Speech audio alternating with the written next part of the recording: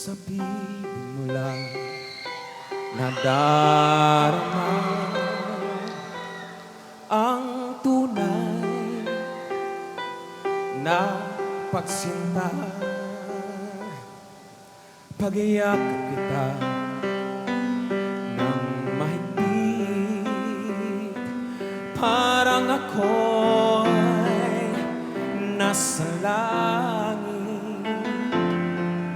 Ngunit ito ay panaginip lamang, pagkat ang puso mo'y labis kong nasaktan.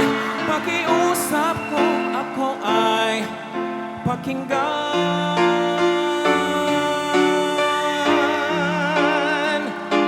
Kailangan kita ngayon at kailanman.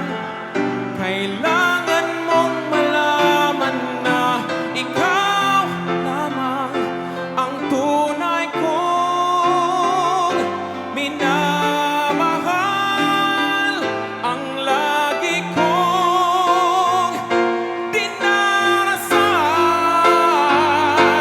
Kailangan kita ngayon at kailanman. Kailangan mong malaman na ikaw lamang ang tunay kong minamahal. Ang tangi kong hiling ay makapiling ka muli.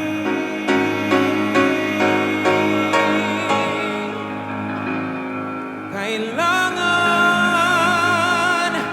kita.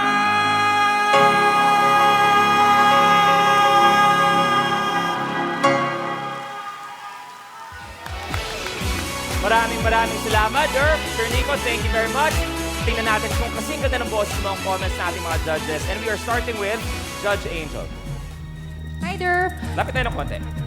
Derp, isa yan sa mga pinaka-paborito kong kanta at alam kong napakahirap kantahin yan, pero ginawa mo na napakaganda ito. So, nakakatuwa. Minsan lang lumalabas yung may konting accent tayo, pero overall, ang ganda ng pagkakakanta mo. Thank you very much. Sir FMG.